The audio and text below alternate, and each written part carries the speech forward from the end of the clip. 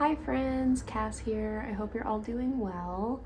I am coming at you today with a very fun New Year video, and that is 20 new releases that I'm looking forward to in 2025. This is not a comprehensive list by any means at all, so if you guys have some books that you're looking forward to that I didn't mention here, definitely leave a comment and let me know so that I can add them to my TBR. I've been sent some ARC copies in the mail. I have requested a bunch of books on NetGalley, and then I've had some other ones that I've just kind of casually seen on Instagram and Goodreads. So I've just been keeping a little list of all of those, and we're going to talk about them. I'm not always the best at keeping up with reading new releases as they come out. If I get like an ARC or a copy on NetGalley, then I do definitely try to prioritize those. But yeah, that will kind of be what dictates which ones of these I get to first. We're just gonna get right into it. No funny business today. Most of these books are literary fiction. I think there are some essay collections and memoirs thrown in as always, but I did also want to just let you guys know if you're interested in purchasing any of these books. I am a bookshop.org affiliate, so I will put as many pre-orders for these in my bookshop link, and if you guys feel so inclined to support the channel, I do get a little cut from that. So that'll be linked down in the description. If these books are also of interest to you guys, you should definitely subscribe so that you can join in on the conversation whenever they are released.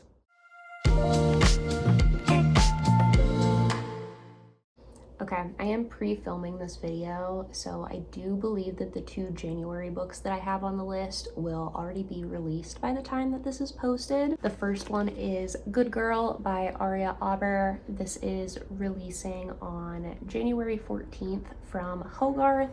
Thank you so much to them for the copy of it. Jalen from The Bar in the Bookcase has really hyped this one up. It's a debut novel, so I'm really excited to see what it's all about. The description says, in Berlin's artistic underground, where techno and drugs fill warehouses still pockmarked from the wars of the 20th century, 19-year-old Nyla at last finds her tribe. Born in Germany to Afghan parents, raised in public housing, graffitied with swastikas, drawn to philosophy, photography, and sex, Nyla has spent her adolescence disappointing her family while searching for her voice as a young woman and artist. Then in the haze of Berlin's legendary nightlife, Nyla meets Barlow, an American writer whose fading literary celebrity opens her eyes to a life of personal and artistic freedom. But as Nyla finds herself pulled further into Marlowe's controlling orbit, ugly, barely submerged racial tensions begin to roil Germany and Nyla's family and community. After a year of running from her future, Nyla stops to ask herself the most important question: who does she want to be? A story of love and family, raves and Kafka, staying up all night and surviving the mistakes of youth, Good Girl is the virtuosic debut novel by a celebrated young poet and now a major new voice in fiction. Love a novel written by a poet. I'm really excited to see what the writing style is like in this one. Next is another Hogarth release, and that is We Do Not Part by Hong Kong. This is releasing on January 21st. Once again, thank you to them for the physical copy of this. Really excited to get to this after Hong Kong just recently won the Nobel Prize. I have read Greek lessons by her and enjoyed that, but I have not read any of her other books, so this will be my second Hong Kong. The description for this one says, one winter morning, Kyung-ha receives an urgent message from her friend In-sin to visit her at a hospital in Seoul. In-sin has injured herself in an accident, and she begs Kyung-ha to return to Jeju Island where she lives to save her beloved pet, a white bird called Amma. A snowstorm hits the island when Kyung-ha arrives. She must reach In-sin's house at all costs, but the icy wind and squalls slow her down as night begins to fall. She wonders if she will arrive in time to save the animal, or even survive the terrible cold that envelops her with every step. Lost in a world of snow, she doesn't yet suspect the vertiginous plunge into the darkness that awaits her at her friend's house. Blurring the boundaries between dream and reality, We Do Not Part powerfully illuminates a forgotten chapter in Korean history, buried for decades, bringing to light the lost voices of the past to save them from oblivion. Both a hymn to an enduring friendship and an argument for remembering, it is the story of profound love in the face of unspeakable violence and a celebration of life, however fragile it may be. I think that Nathan from Nathan's Nook read this pretty recently, so you guys should go and check out his vlog about it. I'll link it below. Moving on to February releases, we have what is one of my most anticipated books of 2025 so far. I'm so excited about this one, and I have mentioned it a couple times on the channel already, but that is Bibliophobia by chihaya. This is releasing on February 4th from Random House. Thank you so much to them for the copy of this. I'm so excited when I got it in the mail. The description for this one says, "Books can seduce you. They can, chihaya believes, annihilate, reveal, and provoke you. And anyone incurably obsessed with books understands this kind of unsettling literary encounter. Sarah calls books that have this effect life ruiners." Her life ruiner, Toni Morrison's The Bluest Eye, which is another book that I need to get to. I've been planning on that being my next Toni Morrison since I read Beloved back in like February. The Bluest Eye became a talisman for her in high school when its electrifying treatment of race exposed Sarah's deepest feelings about being Japanese American in a predominantly white suburb of Cleveland. But Sarah had always lived through her books, seeking escape, self-definition, and rules for living. She built her life around reading, wrote criticism, and taught literature at an Ivy League university. Then she was hospitalized for a nervous breakdown, and the world became an unreadable blank page. In the aftermath, she was faced with a question: could we ever truly rewrite the stories that govern our lives? Bibliophobia is an alternately searing and darkly humorous story of a breakdown and survival told through books. Delving into texts such as Anne of Green Gables, Possession, A Tale for the Time Being, The Last Samurai, chihaya interrogates her cultural identity, her relationship with depression, and the intoxicating, sometimes painful ways books push back on those who love them. Just sounds like a mixture of everything that I love in a book. I'm so excited for this one. The next February release that I wanted to talk about is Reading the Waves by Lidia Yuknavitch. This is releasing from Riverhead on February 4th. I've had Lidia Yuknavitch's books on my TBR for a while, but I've never read anything from her, and I'm really excited for this one because it seems like it is going to be especially up my alley. The description says, "The frank and revealing memoir of a writer who draws from her own creativity to heal. I believe our bodies are carriers of experience," Lidia Yuknavitch writes in her provocative memoir, Reading the Waves. "I mean to ask if there is a way to read my own past differently, using what I have learned from literature. How stories repeat and reverberate and release us from the tyranny of our mistakes, our traumas, and our confusions." Drawing on her background, her father's abuse, her complicated dynamic with her disabled mother, the death of her child, her sexual relationships with men and women, and her creative life as an author and teacher, Yuknavitch has come to understand that by using the power of literature and storytelling to reframe her memories, she can loosen the bonds that have enslaved her emotional growth. Armed with this insight, she allows herself to look with the eye of an artist at the wounds she suffered and come to understand the transformational power this has to restore her soul. By turns candid and lyrical, stoic and forgiving, blunt and evocative, Reading the Waves reframes memory to show how crucial this process can be to gaining a deeper understanding of ourselves. Sounds like it's going to be a very reflective, maybe kind of tough read. My last February release is coming out on the 18th from Knopf. That is The Echoes by Evie Wyld. I have this one on NetGalley, so I'm excited to read it digitally, and I know Jess Decker Reads on Instagram is a really big fan of Evie Wyld's work, so that was kind of who turned me on to this book, and I'm excited to read from another author that I have not read before. The description says, "Max didn't believe in an afterlife until he died. Now, as a reluctant ghost trying to work out why he is still here, he watches his girlfriend, Hannah, lost in grief in the apartment they shared, and begins to realize how much of her life was invisible to him. In the weeks and months before Max's death, Hannah was haunted by the secrets she left Australia to escape. A relationship with Max seemed to offer the potential of a fresh new chapter, but the past refused to stay hidden. It found expression in the untold stories of the people she grew up with and the events that broke her family apart and led her to Max.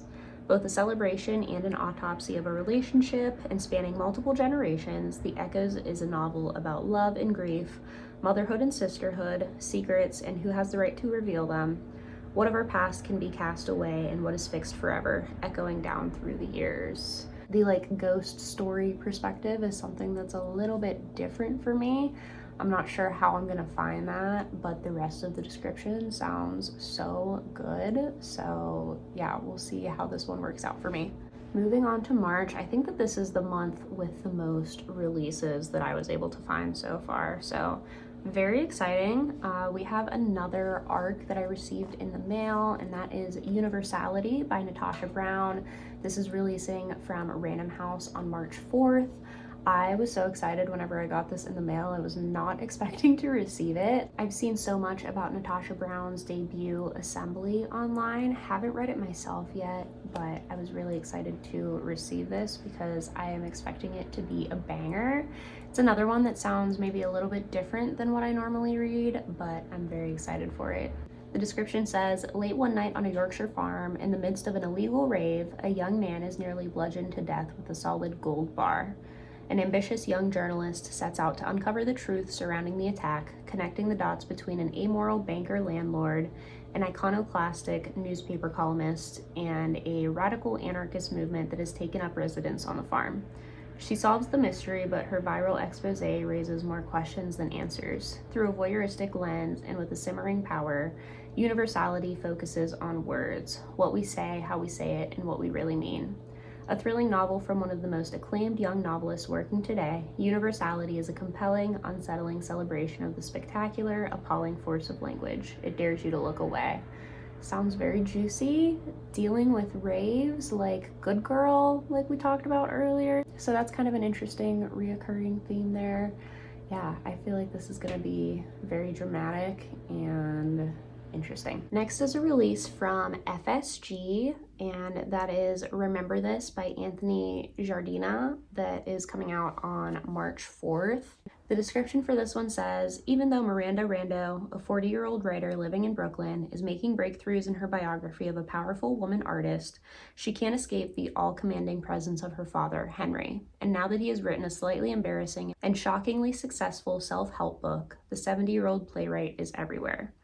Henry's sudden rise to prominence, along with his need to grapple more deeply with his own religious life, leads him to join a mission to Haiti.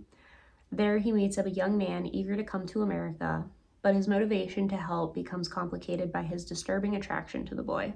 It also comes to threaten his relationships with his daughter and his wife, Lily, a successful actress.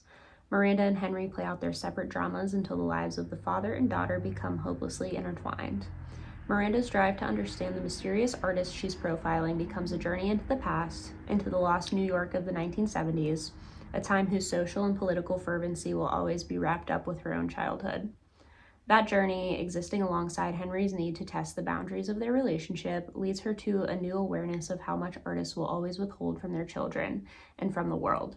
Anthony Giardina's Remember This moves through the cutthroat contemporary art world, the New York theater scene, and post-earthquake Haiti to ask questions about artistic legacies and about the root of family relationships.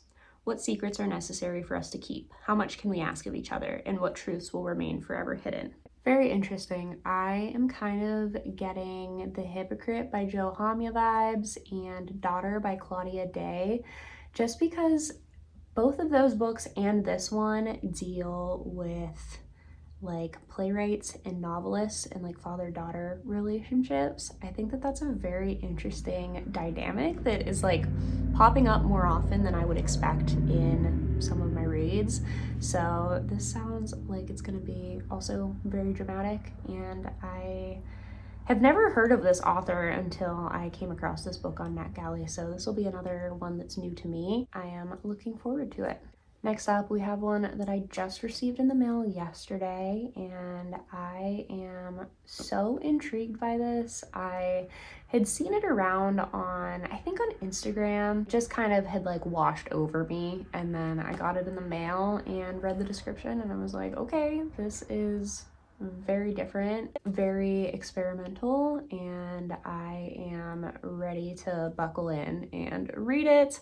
And that is Stag Dance by Torrey Peters. Random House is publishing this on March 11th. So this is actually a novel and I think 3 short stories all in one, which is something a little bit different. I don't think I've ever read anything put together like that before. And this is also from the author of Detransition Baby, which I have not read yet, but I have seen all over the internet. The description for this says, in this collection of one novel and 3 stories, Torrey Peters' keen eye for the rough edges of community and desire pushed the limits of trans writing. In Stag Dance, the titular novel, a group of restless lumberjacks working in an illegal winter logging outfit plan a dance that some of them will volunteer to attend as women. When the broadest, strongest, plainest of the axemen announces his intention to dance as a woman, he finds himself caught in a strange rivalry with a pretty young Jack, provoking a cascade of obsession, jealousy, and betrayal that will culminate on the big night in an astonishing vision of gender and transition. 3 startling stories surround Stag Dance. Infect Your Friends and Loved Ones imagines a gender apocalypse brought about by an unstable ex-girlfriend. In The Chaser, a secret romance between roommates at a Quaker boarding school brings out intrigue and cruelty. In the last story, The Masker, a party weekend on the Las Vegas Strip turns dark when a young crossdresser must choose between 2 guides, a handsome mystery man who objectifies her in thrilling ways, or a cynical, veteran trans woman offering unglamorous sisterhood. Acidly funny and breathtaking in its scope, with the inventive audacity of George Saunders or Jennifer Egan, Stag Dance provokes, unsettles, and delights.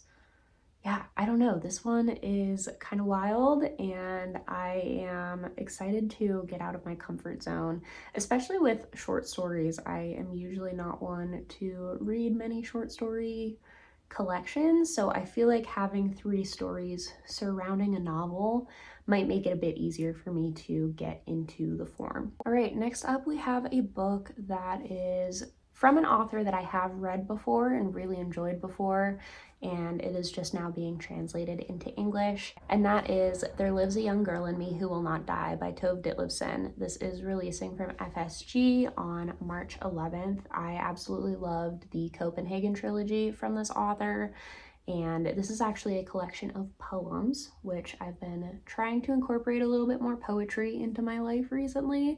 So I am really excited to see how I find this. The description says, from one of Denmark's most celebrated 20th century writers, the author of the acclaimed Copenhagen trilogy, comes There Lives a Young Girl in Me Who Will Not Die, a major volume of selected poetry written throughout Tove Ditlevsen's life, infused with the same wry nihilism, quiet intensity, dark humor, and crystalline genius that readers savor in her prose. These are heartbreak poems, childhood poems, self-portraits, death poems, wounded poems, confessional poems, and love poems. Poems that stare into the surfaces that seduce and deceive us. They describe childhood, longing, loss, and memory, obsessively tracing their imprints and intrusions upon everyday life. With morbid curiosity, Ditlevsen's poems turn towards the uncanny and the abject, approaching gingerly. They stitch the gray scale of daily disappointment with vivid, unsparing detail, a degree of precision that renders loneliness psychedelic. Speaking across generations to both the passions of youth and the agonies of adulthood, There Lives a Young Girl in Me Who Will Not Die reveals everyday life stripped of its excesses, exposing its bones and bare qualities, the normal and the strange, the meaningful and the meaningless. These startling, resonant poems are both canonical and contemporary and demand to be shared with friends, loved ones, nemesis, and strangers alike. Ditlevsen is an author who had a very harrowing life, some really awful experiences, so I can only imagine how beautiful this collection of poems is going to be. Next up, also releasing on March 11th, big day for the publishing world, we have We Tell Ourselves Stories, Joan Didion and the American Dream Machine by Alissa Wilkinson. This is coming out from W.W. Norton and Company, who I received a copy of an essay collection from them on NetGalley, The Abandoners by Begonia Gomez Urzaiz, which I talked about in my November wrap-up, and I really enjoyed that book. I also have a Gilmore Girls essay compilation from them, so they're a publisher that has just kind of come onto my radar recently, and I think that they're doing some really interesting stuff. and this seems like it is also going to be right up my alley. I feel like we're getting a lot of writing about Joan Didion now. I have The World According to Joan Didion, which was on my fall TBR, and I ended up not getting to it, but there was also Didion and Babbitts by Lily Annelich that just came out that I read and did not like.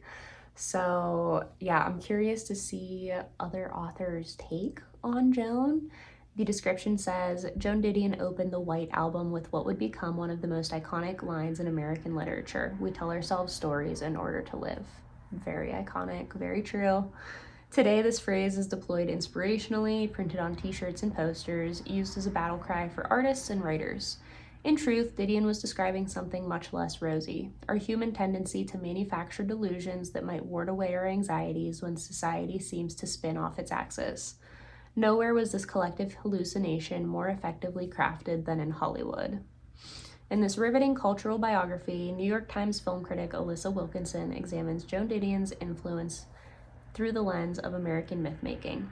As a young girl, Didion was infatuated with John Wayne and his on-screen bravado, and was fascinated by her California pioneer ancestry in the infamous Donner Party. The mythos that preoccupied her early years continued to influence her work as a magazine writer and film critic in New York, offering glimmers of the many stories Didion told herself that would come to unravel over the course of her career.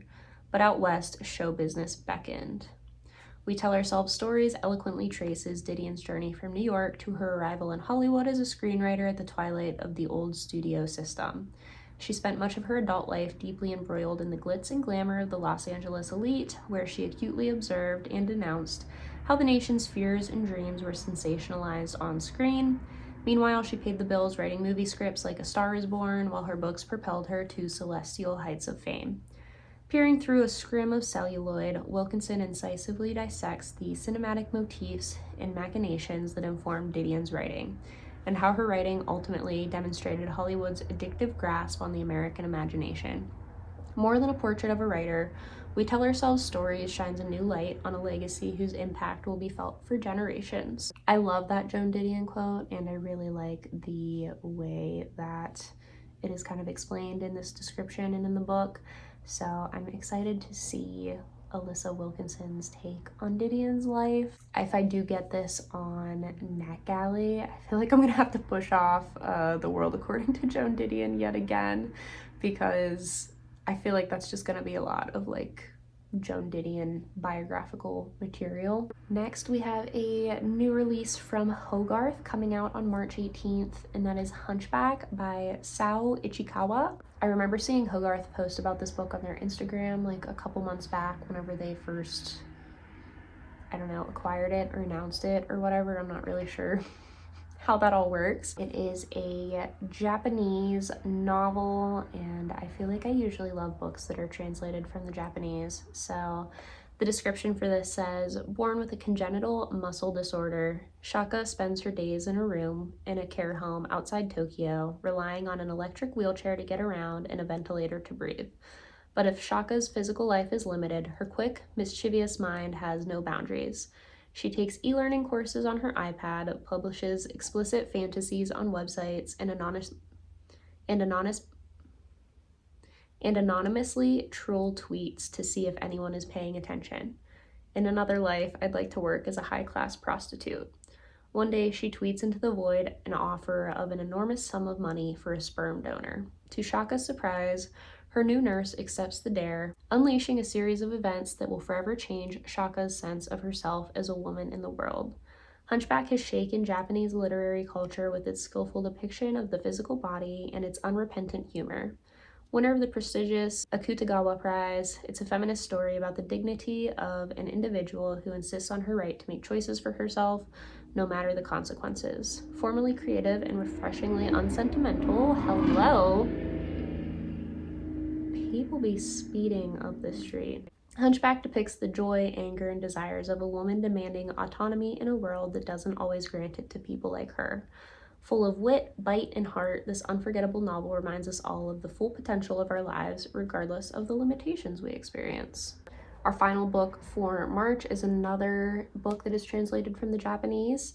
and that is Wildcat Dome by Yuko Tsushima. I recently, and by recently I mean like over the summer, read her book Woman Running in the Mountains and really enjoyed that one. It was really beautifully written and very feminist, dealing with motherhood, and I am really excited to see that they are releasing another book from her. This is coming out from FSG on March 18th, if I didn't say that already. The description for this says, Mitch and Yonko haven't spoken in a year. As children, they were inseparable, raised together in an orphanage outside Tokyo. But ever since the sudden death of Mitch's brother, they have been mourning in their private ways, worlds apart. In the aftermath of the Fukushima nuclear catastrophe, they choose to reunite, finding each other in a city undone by disaster. Mitch and Yonko have drifted apart, but they will always be bound together, because long ago they witnessed an unspeakable tragedy, a tragedy that they've kept secret for their entire lives. They never speak of it, but it's all around them. Like history, it repeats itself. Yuko Tsushima's sweeping and consuming novel is a metaphysical saga of post-war Japan.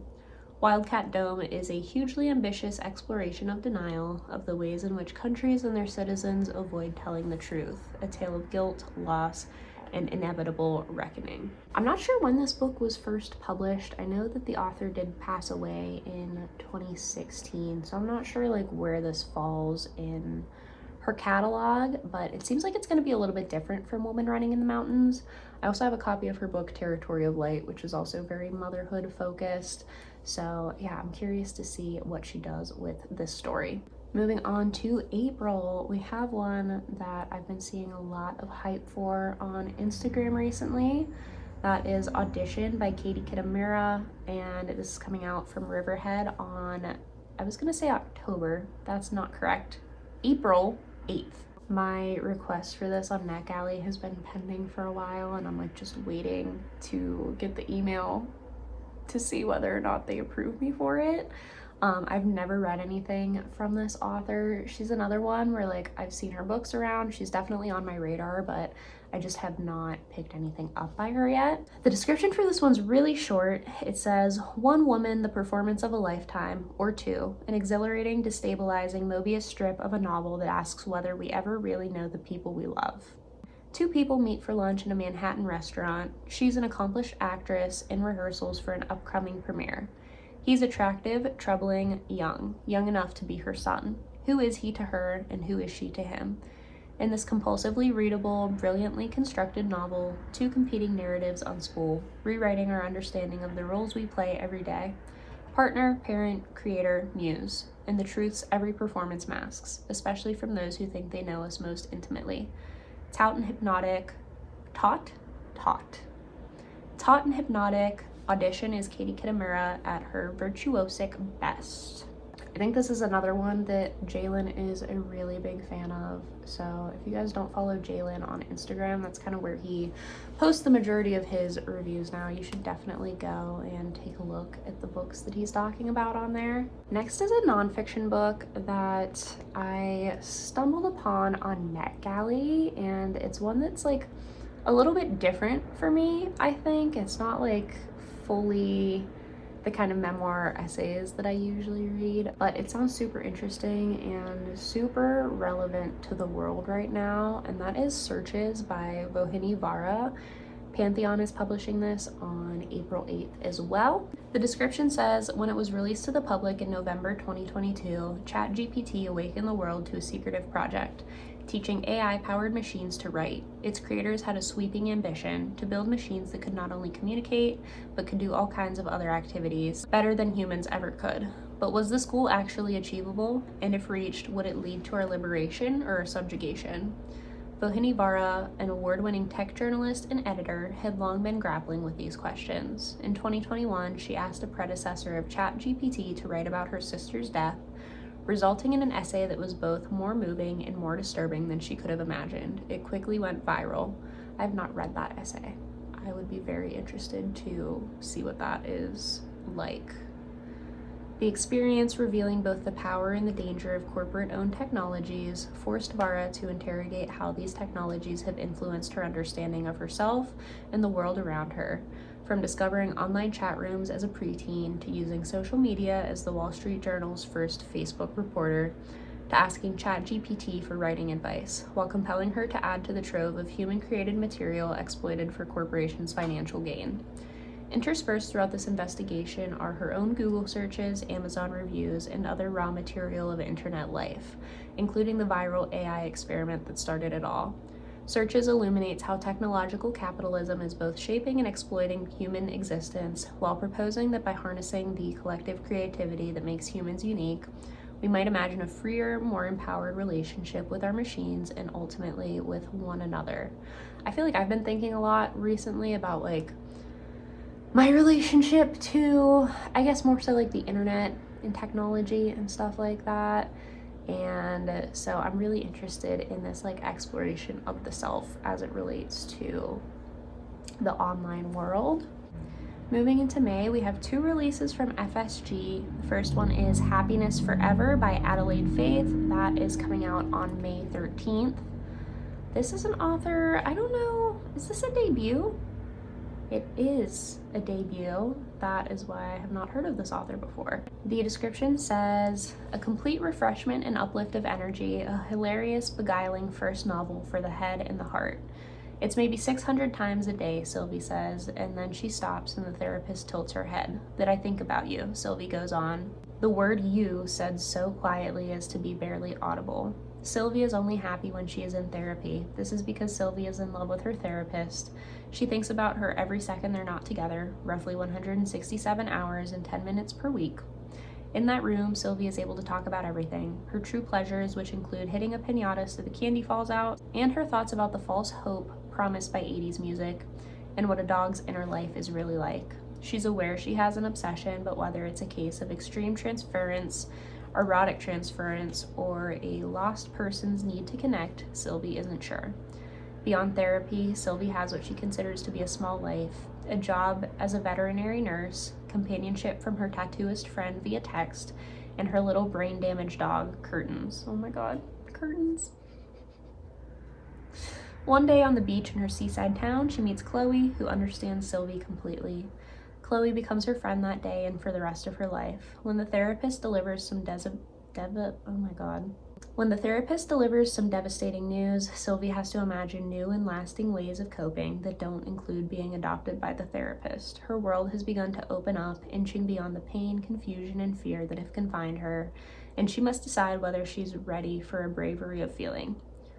With a lightness of touch, irresistible charm, and a rare, warm wit, Happiness Forever is one woman's search inside and for herself. In this stunning debut, Adelaide Faith encapsulates the great vulnerability, difficulty, and joy of being a person and of being alive. That sounds like it's gonna be a funny one, maybe a little bit more lighthearted than the things that I typically read. This other May release from FSG is coming out on May 20th, and that is Things in Nature Merely Grow by Yian Li, who wrote the Book of Goose, and there's another one that's escaping me. I know she's gotten a lot of hype for the Book of Goose specifically. I haven't read it though, so I am really curious about this one. It is a memoir, so that kind of grabbed me a little bit more than her novel, and I think she has a short story collection too that is pretty popular. The description says, Yian Li's remarkable, defiant work of radical acceptance as she considers the loss of her son, James. There is no good way to say this, Yian Li writes at the beginning of this book. There is no good way to state these facts, which must be acknowledged. My husband and I had 2 children and lost them both. Vincent in 2017 at 16, James in 2024 at 19. Both chose suicide and both died not far from home. There is no good way to say this because the words fall short. It takes only an instant for death to become fact, a single point in a timeline. Living now on this single point, Li turns to thinking and reasoning and searching for words that might hold a place for James. Li does what she can, doing the things that work, including not just writing, but gardening, reading Camus and Wittgenstein, learning the piano, and living thinkingly alongside death. This is a book for James, but it is not a book about grieving or mourning. As Lee writes, the verb that does not die is to be. Vincent was and is and will always be Vincent. James was and is and will always be James. We were and are and will always be their parents. There is no now and then, now and later, only now and now and now and now. Things in nature merely grow is a testament to Lee's indomitable spirit. That sounds very heavy. I cannot even imagine going through that. It sounds like it's going to be a very beautiful tribute to her sons. All right, moving on to June. This is the last month that I have. I feel like I have not seen really anything on my radar for like July and beyond, so this is where we're gonna call it quits. But first up, we have The Dry Season by Melissa Febos. This is releasing from Knopf on June 3rd. And I have read Bodywork by this author and really enjoyed that, but I haven't gotten to any of her other books. I did get approved for this one on NetGalley, so I will definitely be getting to it. The description says, in the wake of a catastrophic 2-year relationship, Melissa Febos decided to take a break. For 3 months, she would abstain from dating, from relationships, and sex. Her friends were amused. Did she really think 3 months was a long time? But to Febos, it was. Ever since her teens, she had been in one relationship after another. As she puts it, she could trace a daisy chain of romances from her adolescence to her mid-30s. Finally, she would carve out time to focus on herself and examine the patterns that had produced her midlife disaster. Over those first few months, she gleaned insights into her past and awoke to the joys of being single. She decided to extend her celibacy, not knowing it would become the most fulfilling and sensual year of her life. No longer defined by her romantic pursuits, she learned to relish the delights of solitude, the thrill of living on her own terms, the sensual pleasures unmediated by lovers, and the freedom to pursue her ideals without distraction or guilt.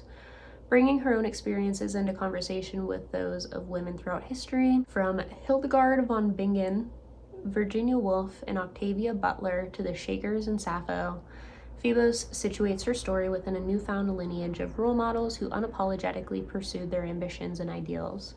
By abstaining from all forms of romantic entanglement, Febos began to see her life and her self-worth in a radical new way. Her year of divestment transformed her relationships with friends and peers, her spirituality, her creative practice, and most of all, her relationship to herself. Blending intimate personal narrative and incisive cultural criticism, The Dry Season tells a story that's as much about celibacy as its inverse: pleasure, desire, fulfillment. Infused with fearless honesty and keen intellect, it's the memoir of a woman learning to live at the center of her own story, and a much-needed catalyst for a new conversation around sex and love. Bodywork was Melissa's, kind of almost like a guidebook in a way to personal writing and to navel gazing. So I feel like this book is going to be like a masterclass in that. I trust her to do this topic justice. Next, we have The Emperor of Gladness by Ocean Vuong. This is coming out on June 3rd from Penguin Press. On Earth We're Briefly Gorgeous was one of the first books that I read whenever I was getting back into reading, and I've not picked up any of Ocean's poetry, but this is a novel, so I'm like, let me get into this. I'm really excited to see something new from him coming out. The description says, one late summer evening in the post-industrial town of East Gladness, Connecticut, 19-year-old High stands on the edge of a bridge in pelting rain, ready to jump when he hears someone shout across the river. The voice belongs to Grazina, an elderly widow succumbing to dementia, who convinces him to take another path.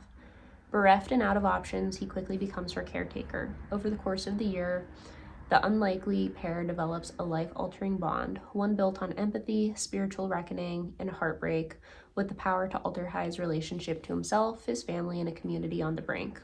Following the cycles of history, memory, and time, The Emperor of Gladness shows the profound ways in which love, labor, and loneliness form the bedrock of American life. At its heart is a brave epic about what it means to exist on the fringes of society and to reckon with the wounds that haunt our collective soul. Hallmarks of Ocean Vuong's writing Formal innovation, syntactic dexterity, and the ability to twin grit with grace through tenderness are on full display in this story of loss, hope, and how far we would go to possess one of life's most fleeting mercies, a second chance. Sounds beautiful. Once again, love a poet turned novelist, and I feel like it's been quite some time since On Earth We're Briefly Gorgeous was published, so I'm very interested by this one. Next is a book that I literally came across on Goodreads this morning. One of my friends marked it as want to read, and I was like, what is that? Have not heard of it.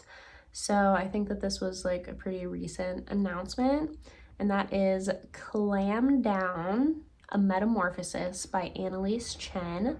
This is publishing on June 3rd from One World. This is another memoir. The description says, we've all heard the one about waking up as a cockroach, but what if a crisis turned you into a clam?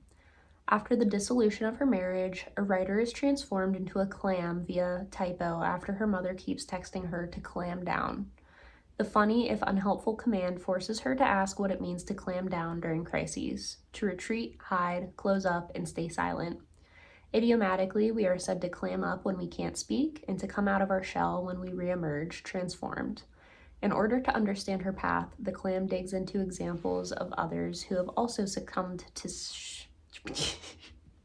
The clam digs into examples of others who have also succumbed to shellfish to embrace lives of reclusiveness and extremity. But this is a story that radiates outward from the kernel of selfhood to family, society, and ecosystem. Finally, the writer must confront her own clam genealogy to interview her dad, who disappeared for a decade to write a mysterious accounting software called shell computing. In learning about his past to better understand his decisions, she learns not only how to forgive him, but also how to move on from her own wounds of abandonment and insecurity. Using a genre-defying structure and written in novelistic prose that draws from art, literature, and natural history, she unfolds a complex story of interspecies connectedness, in which humans learn lessons of adaptation and survival from their mollusk kin. While it makes sense in certain situations to retreat behind fortified walls, the choice to do so also exacts a price. What is the price of building up walls? How can one take them back down when they are no longer necessary? I really am interested in this whole clam metaphor thing, and I don't know, it's almost kind of giving me like A Life of One's Own by Joanna Biggs, just as far as like the rebuilding your life after a divorce thing, so was very intrigued by that one. Our final book, our final 2025 release that we're going to talk about today is the Mobius book by Catherine Lacey, which is releasing from FSG on June 17th. I really enjoyed Pew by Catherine Lacey. Also read the Book of X. That's not what it's called. Biography of X, I think. I liked that one, not as much as Pew, but it was still good.